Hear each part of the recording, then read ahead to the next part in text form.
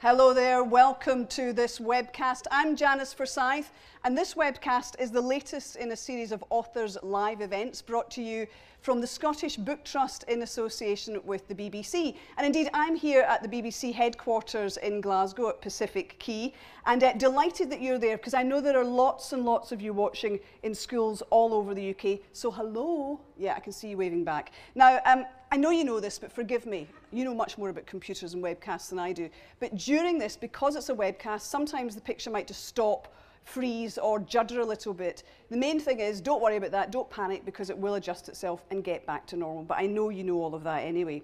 Now, as well as all of you out there, I think at the last count, something like over 12,000 pupils in schools across the UK.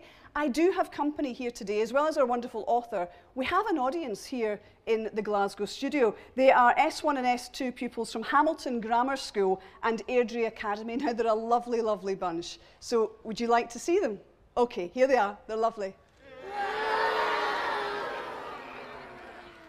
I told you they were nice. They've certainly relaxed the rules in school uniform since I was at school. Now, they're a great bunch, and they are, in fact, the kind of lovely, avid readers who just consume the books of our special guest today, Charlie Higson. So, yes, you've met the audience. Time to meet the man himself. And as well as writing books, he's an actor, he's a comedian. You've probably seen him on the telly in loads of shows, notably The Fast Show, or right now you'll see him in Harry and Paul. Somehow he finds the time to write extraordinarily successful books, the Young Bond series, and this new series of zombie books that kicked off with The Enemy and the brand new one that's even scarier, It's the Dead. So, our zombies here in the audience and the zombies out there, please, a huge welcome for Charlie Higson.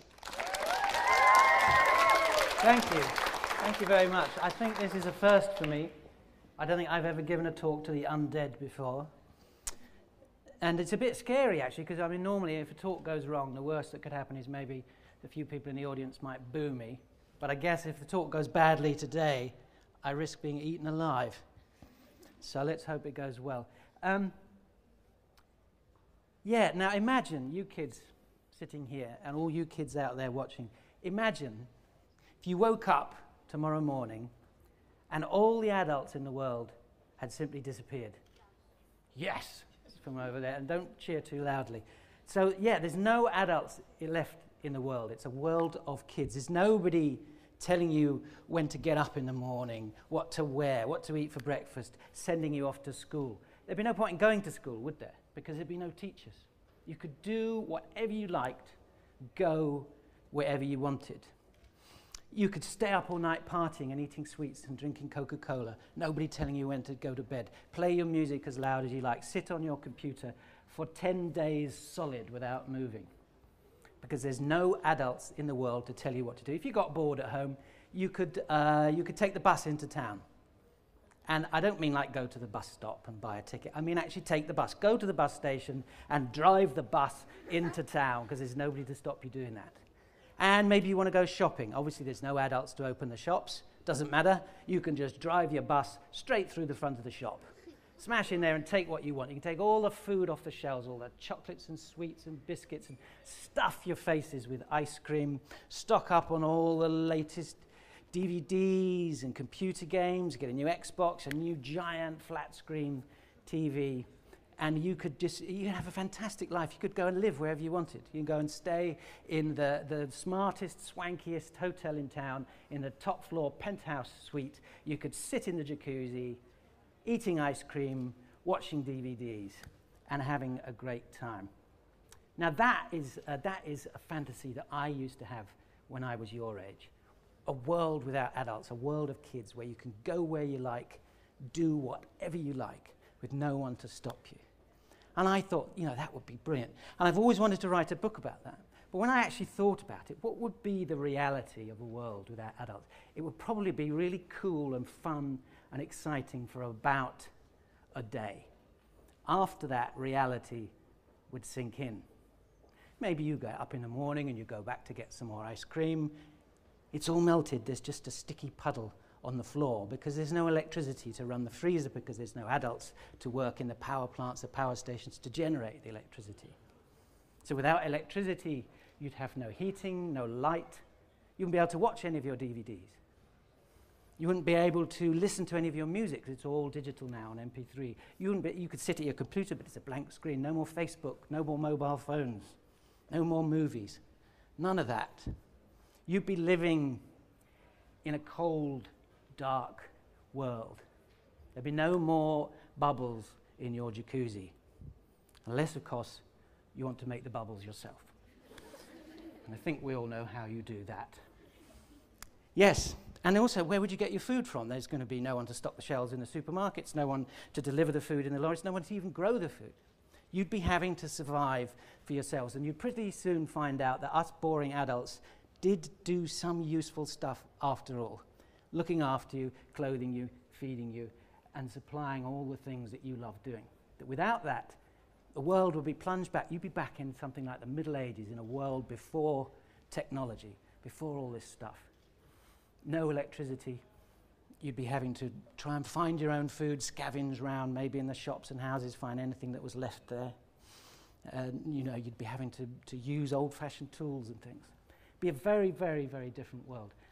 And that was, for me, was the starting point of writing a book. I thought, yeah, that could be a really exciting, interesting book. Kids trying to survive in this new world. And then I thought, let's make it even more scary. Let's throw some zombies in there. But I thought, well, because I've always been obsessed with zombies. When I was a teenager, two of my favorite films were Night of the Living Dead and Dawn of the Dead. And these two films were they were the start of the modern craze for cannibal, flesh-eating zombies. And zombies, for me, have always been the most frightening of the movie monsters, because they're us, they're people. And they just keep coming at you. You can't stop them. There's a big debate in the world of zombies about whether zombies should be the old-fashioned, slow type of zombie, or whether they should be the modern, fast zombie, as we've had in films like 28 Days Later. Some people say, well, they're much scarier if they can really run at you. But to me, a zombie that's running around is just a nutter. I prefer the slow, old-fashioned, relentless type of zombie. You might get trapped somewhere, but the zombies will keep coming at you. They won't stop. They'll keep coming and coming and coming, clawing at the windows, scraping at the doors. You might be able to smash one out of the way, but there'll be another one coming along behind. You keep smashing them back, but they'll come, and eventually they'll get in, and they'll tear your guts out and eat them. Now that, for me, has always been really frightening, but the even more frightening thing about zombies is they could be people that you know. It could be your mother, your father, your sister, your brother, your best friend, your girlfriend, your children even. Coming at you, they used to be someone that you loved and loved you, and maybe looked after you, cared for you, but now all they want to do is kill you and eat you. Now for me, that's absolutely terrifying. And I've always been obsessed with zombies, and since those films in the 1960s and 70s, zombies have exploded. Zombies are everywhere. Kids today, I mean, look at you lot. You love zombies. I expect the most popular Halloween get-up this year will be zombies. Zombies and vampires, probably. But for me, zombies are the best, better than vampires. Vampires are wimps. But you get zombie films, zombie TV, zombie books, zombie comics, zombie computer games. I bet loads of you have played computer games like Dead Rising, Left 4 Dead 2. Stick your hands up here if any of you have played any of those zombie games, or even Call of Duty, zombie mode. Yes, look, most of you. Now, you do know that you're not supposed to play those games. Those certificates, you shouldn't be playing it. In fact, this whole thing is a big trick. We simply got you here so you can confess to playing games you shouldn't be playing, and you're all going to be arrested. No, kids love zombies. They love these games because zombies are great, because you can splatter them all over the walls. That's the other reason why we all love zombies. And I've got 3 boys. They're also similarly obsessed with zombies.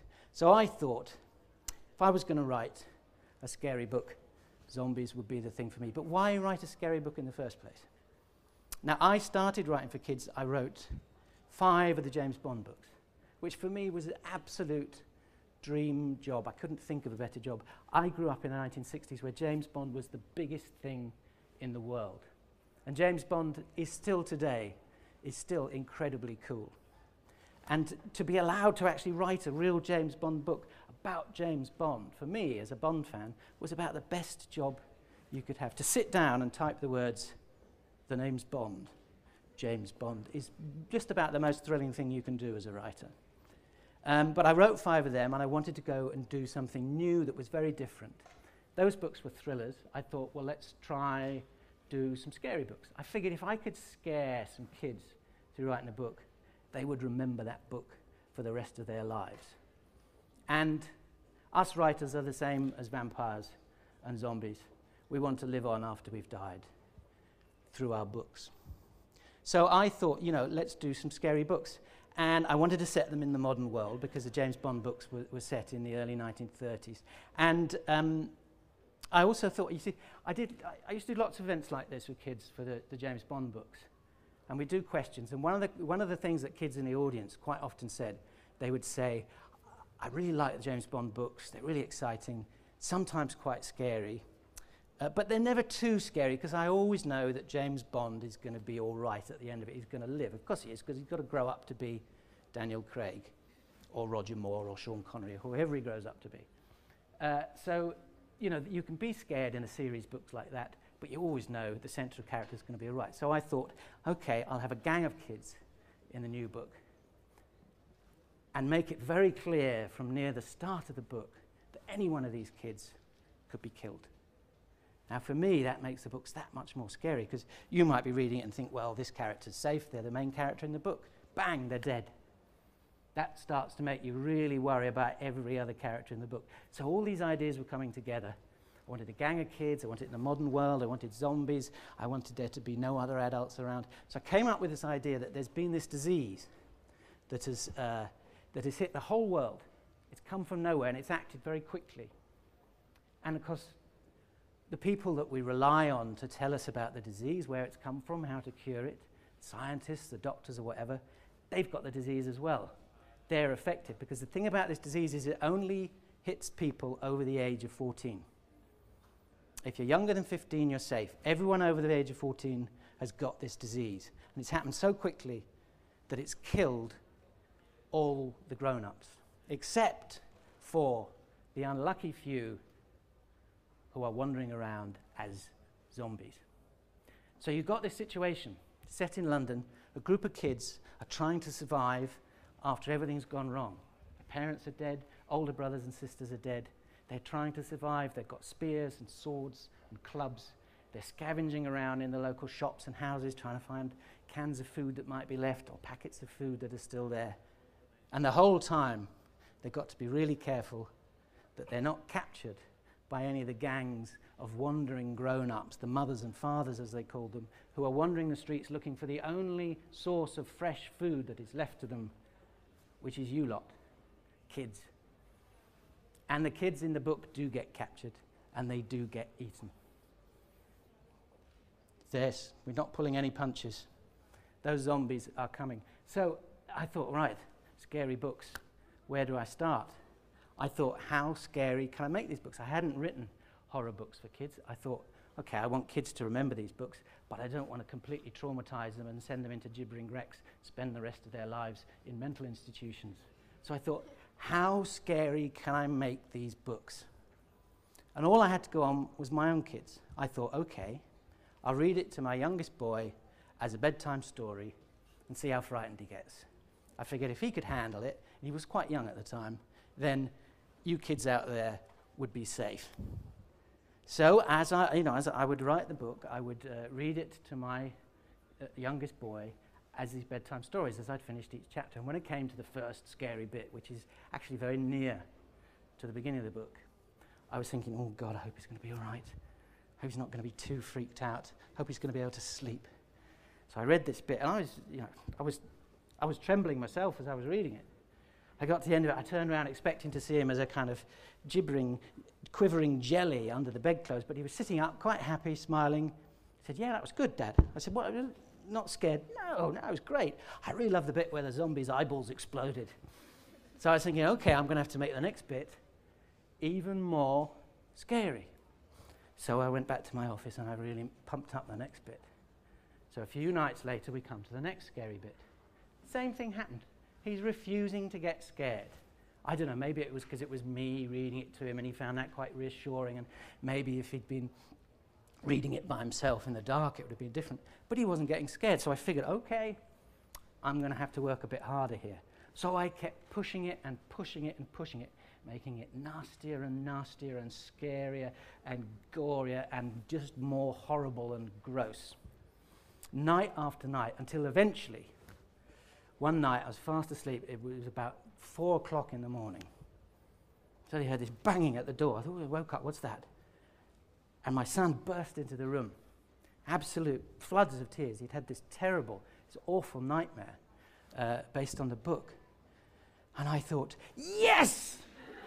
I finally got him. So that was it. So I figured, okay, you kids can handle it. You kids, what is it about you kids? You just love horror, don't you? You love to be scared. And it's not just boys. Everyone says, oh, a zombie book. That'd be great. Boys are like that. But girls love horror too. Look at the girls here dressed as zombies.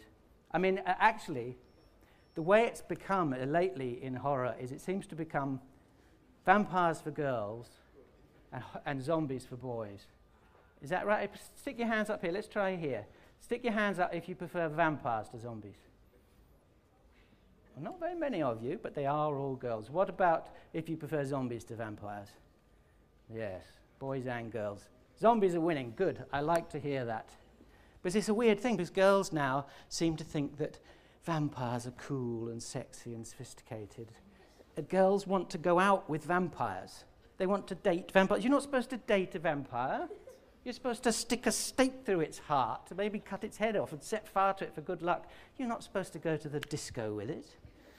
But girls seem to think that vampires are so cool and sexy and moody and they hang around after dark and they're terribly sophisticated because they're hundreds of years old. I think the vampire for the girls is like the ideal teenage boy that they'd like to go out with.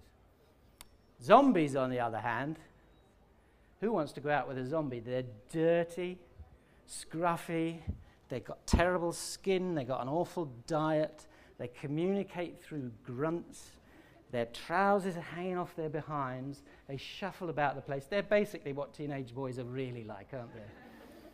So vampires are the type of boys they'd like to go out with, and zombies are the boys they end up going out with, which is maybe why we've had this split between zombies and vampires.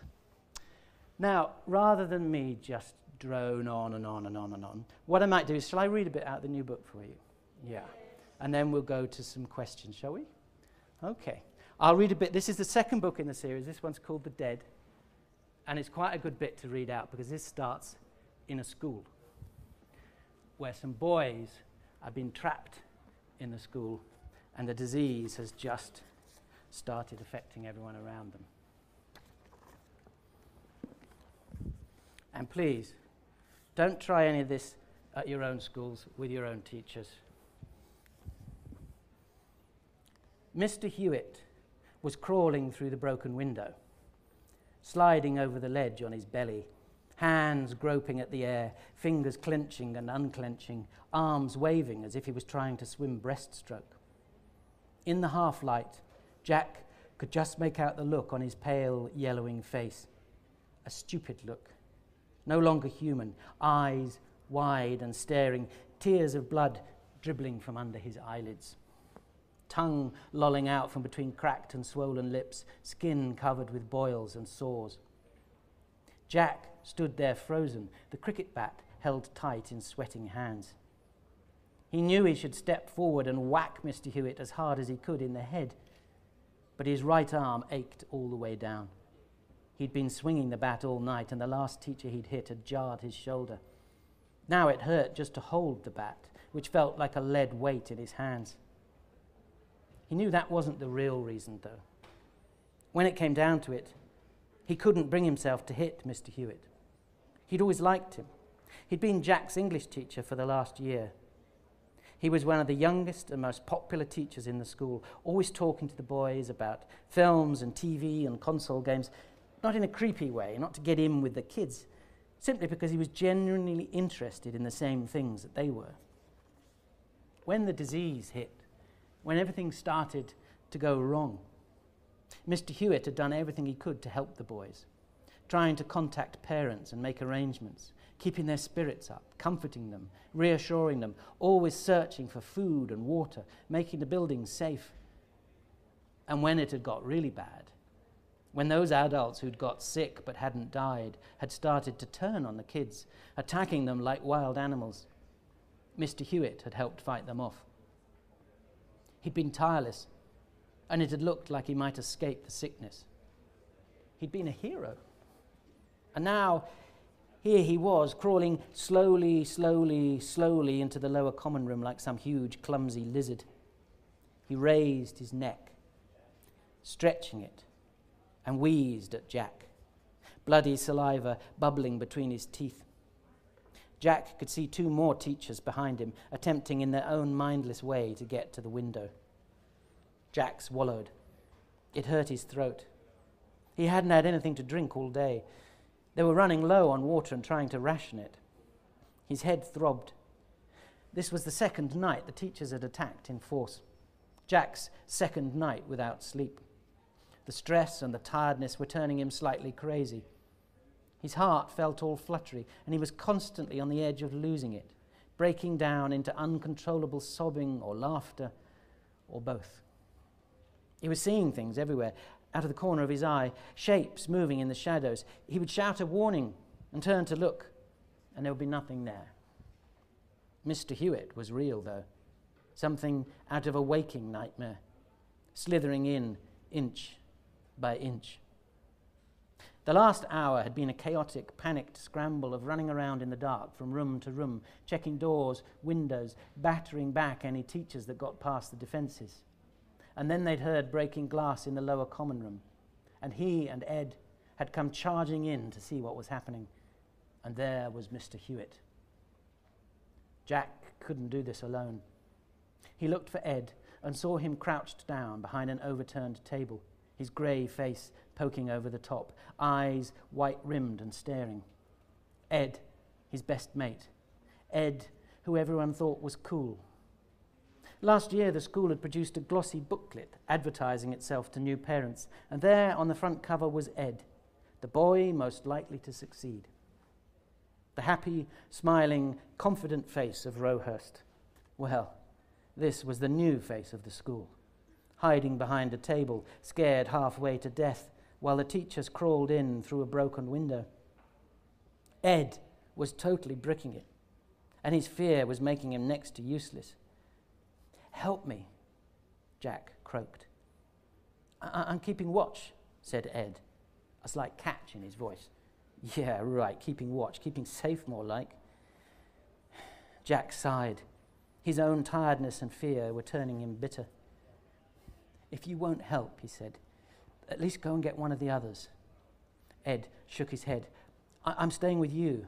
"Then do something," Jack shouted. "Hewitt's nearly through. I need help here." What do you want me to do?" Jack rubbed his shoulder. He'd had enough of the school. He'd had enough of this mess. Night after night, the same bloody ritual.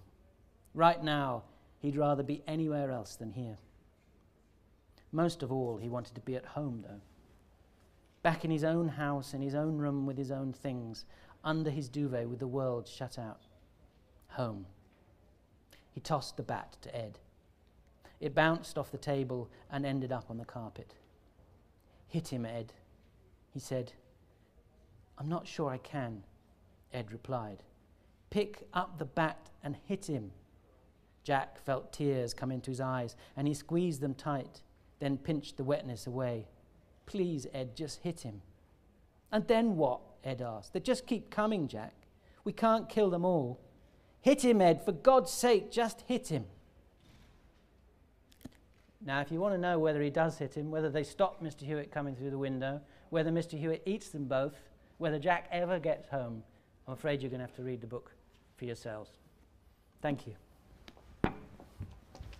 Big round of applause for Charlie Higson, please. That was dead good. Thank you very much indeed.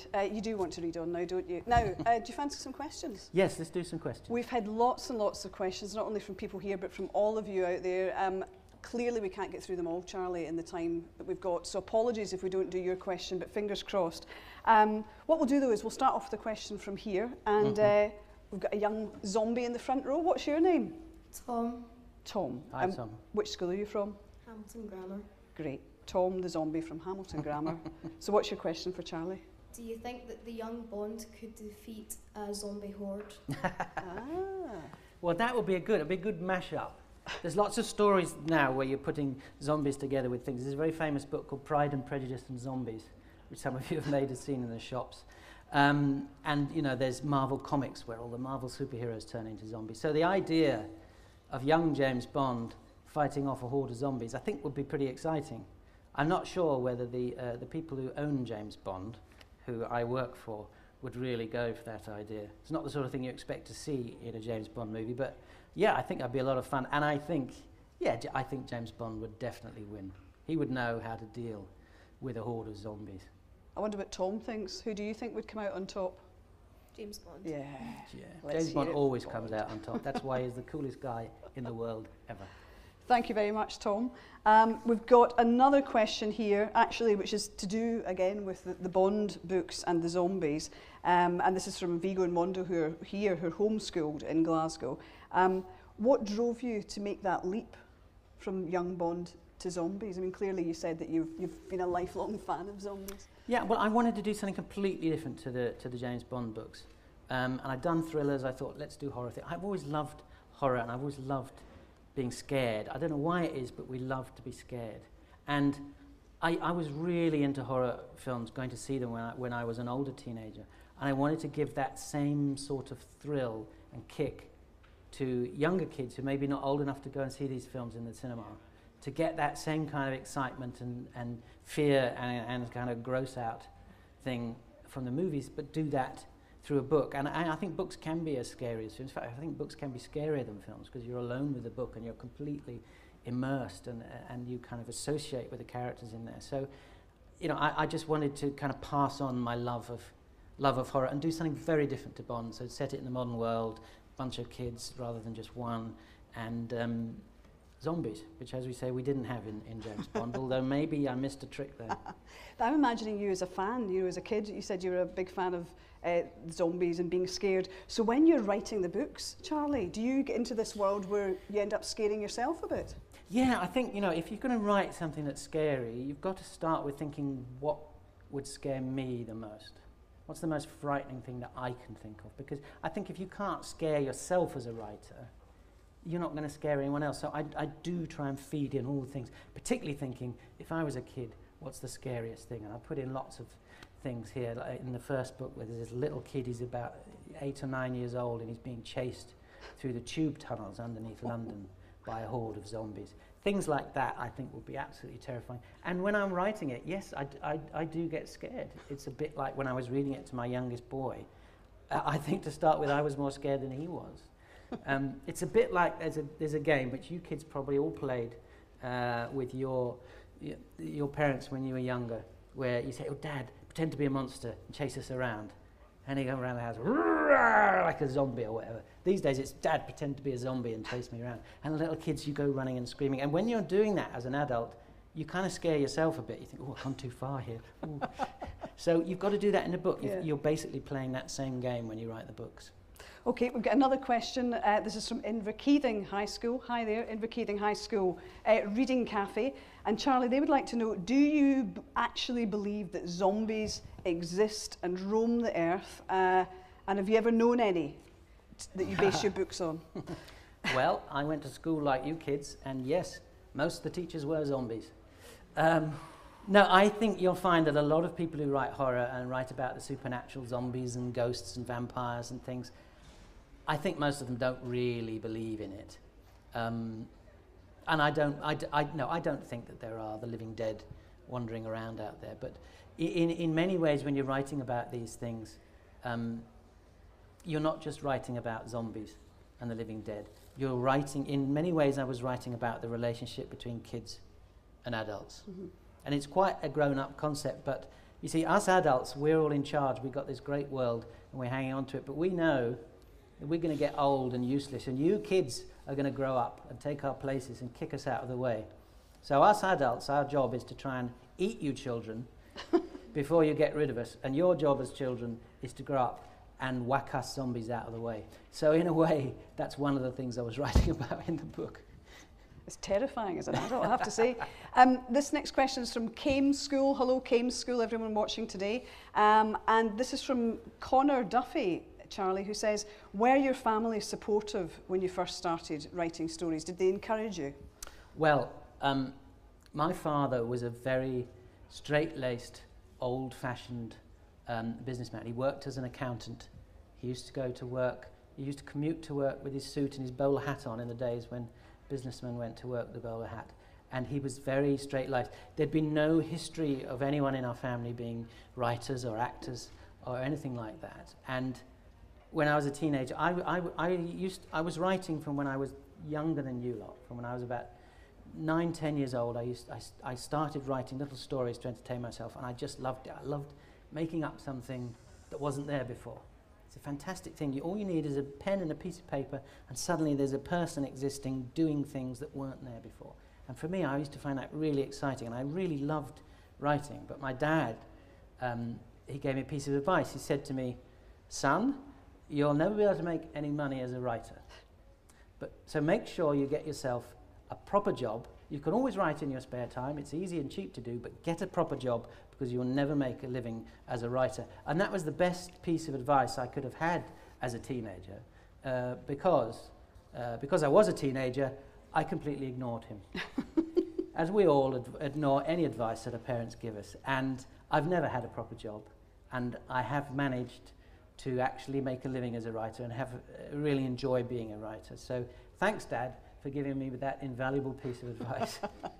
But would you encourage people to write? Because I've got a question here, which is from Ralston Primary School in Paisley, which says, what advice would you give primary 7? I suppose it's advice for any children, in order to become effective story writers. So I think a lot of kids, I'm sure you'd agree, zombies in the audience and out there, that lots of kids really enjoy writing stories, and then somehow maybe it's pressure of other subjects they have to study, that habit of writing those stories that you talked about when you were little. You can maybe so just what advice would I give to a kid who wants to grow up to be a writer? Don't do it. I don't want the competition. I only want my books in the bookshelves. No, I mean, I'm joking, of course. Writing is huge fun, and it is very satisfying when you get it right. But writing is like anything else. It's like riding a bike, playing football, swimming. The more you do it, the better you get at it. You have to practice it. And you know, when I started, the stuff I wrote was rubbish for years. The first book I had published, I think, was about the 6th full-length novel that I'd finished. And it was the only one I thought actually was good enough to show to someone. But because I loved writing, and because I loved writing for myself and entertaining myself and making this stuff up, I stuck at it. And as I say, the more you do it, the better you get at it, and you learn not to be too critical. I think that's really what stops a lot of kids, is they think, oh, this is terrible, this is too embarrassing, I don't want to read this, I can't get the first chapter right. What you've got to do is just keep writing and writing and writing. You'd always go back and change the first chapter as many times as you like, but just get on and write, and do it for yourselves. Write for yourselves, entertain yourselves. Don't worry about what anyone else thinks. And you know, it is a great way to kind of take yourself out of this world and into another place. I'm just wondering if any of you guys, because clearly you're all avid readers, but are any of you writers? Do any of you write stories? Yeah, a few hands going up. Any of you write zombie stories? You should do, it's great fun. You can splatter them all over the walls. And there's the boy in the front row, I'm just wondering, have you been writing stories for a long time? Well, I do it like on the computer at night, and I've been doing it since I was like 8. So I enjoy writing stories. That's great. I mean, computers are great. I always work on a computer, and it's fantastic because it looks so much more grown up than when you're writing it on a bar. It's, well, look, I've written a proper story like in a proper book, and I think that's a great help. Is that kind of, you know, it looks good, and you know, you can go back and change it as many times as you like as well. I was just wondering, do you show your stories to anybody else? Yeah, I print them off and I read them to my mum and dad, and I keep them in like a drawer in my room. Like all the stories I've written, just in case, like I might need them for like inspiration or something, like when I'm older. Well, let me give you a piece of advice. You'll never make any money as a writer. Get yourself a proper job. You can always write in your spare time. Feel free to ignore that advice. Remember that. Thank you very much. We've got another question, Charlie. This is from a primary school in Glasgow, Mount Vernon Primary. Hello again, if you're watching. Hope you are. And they say that they've watched a clip, which I watched last night on the website, and it's of Charlie introducing the whole idea of the book, The Enemy. They listened to that and also the opening extract from The Dead, and some of them were genuinely terrified and worried about going to bed. So they were just saying, yeah, I guess it's what we discussed earlier, how scared you get yourself with the ideas and the stories you're going to write. I mean, even, I guess, before you're sitting down writing them, if you're thinking of the ideas, do you actually get scared? Well, you've got to, yes. And as I say, I had that thing of thinking, is this going to be too much for kids to handle? But, you know, kids do like being scared. And I'm very glad to hear that you were too scared to go to bed, although I hope you are able to go to bed now. But you need to go through that. You need to experience a bit of safe fear in your lives, because let's face it, there aren't going to be any zombies under your bed, or maybe just a small one. But yes, you've got to put yourself into that. You've got to become a scared kid yourself to write a book like this. Another question from Came School, Conan Brown, who says, Charlie Higson, what's your PIN number? Yes, this is a serious question. So on you go. Yeah, well, I don't think there's anyone watching this, so yes, No. my PIN number is 666, the PIN number of the beast. Thank you very much. Thanks for that question, Conan. You nearly tricked me there, didn't you? Glasgow High School, Castlemilk High School in Glasgow, from Dean Forsyth. Charlie, if you were a zombie, which celebrity would you most like to eat? Which celebrity would I most like to eat? Well, initially you think maybe a supermodel, because they're quite tasty. But but there's probably not much meat on a supermodel, is there? You'd need something a bit plumper, and you wouldn't want anyone too old like me, so it'd be a bit tough. So you'd go for someone young. They need to be reasonably fit so that there's good, healthy meat. And well, I tell you what, I met Jedward the other day. Oh. I did Never Mind the Buzzcocks, and well, that would be good because you get two for the price of one. Yeah. Like a supermarket deal. This week at Tesco, Jedward, sliced into fillets. Is that a popular choice to their audience, or are you Jedward fans? Do you want him to eat Jedward if he was a zombie? Yeah. Actually, they were quite nice and quite fun, but I don't think too many people would complain if I ate Jedward. Now, have you ever had a prank played on you involving zombies? I don't think so. Although we actually for the launch of The Enemy, we played a prank on Chris Moyles, who does the BBC Breakfast show, and we hired these two people who. Their job is to go around dressing up as zombies. So we hired some of them to kind of ambush him at about 6 in the morning on his way into Radio 1, which was a bit of a risk, because Chris Moyle can be a bit of a grumpy fellow, and there was a danger that he would just take the mickey out of the whole thing. But he was generally a bit surprised and a bit shocked to be attacked by zombies first thing in the morning. And he mentioned it very nicely on his radio show, so luckily it went well. But no, I don't think I've ever had zombies jump out on me. Good, we're glad to hear. It'll probably happen all the time now, won't it? No. Yester Primary School in Haddington in East Lothian, hi there. Their question, Charlie, is do you base any of your book's characters on yourself? In a way, writers base all the characters in all their books on themselves, because in the end, we're the only thing that we know. You know, as a person, you're inside your own head the whole time, and really you meet people, you get to know them, but the person we know best is ourselves. And so you put characters in the book often who are aspects of you. You think in your worst kind of darkest mood, you think if I was really going to be nasty, I'd be like this, or if I was going to be a little bit nicer and heroic, I'd be like this. So yeah, you use aspects of yourself, but then you also put in. I don't ever base a character completely on one real person, but I've got teenage boys, so a lot of the characters in these books are based on their friends, the sort of things they talk about and the things they're interested in. So you kind of mix it all up in a big kind of stew and hope that you come up with some believable characters that the kids reading the books can kind of, would like to have as friends, hopefully.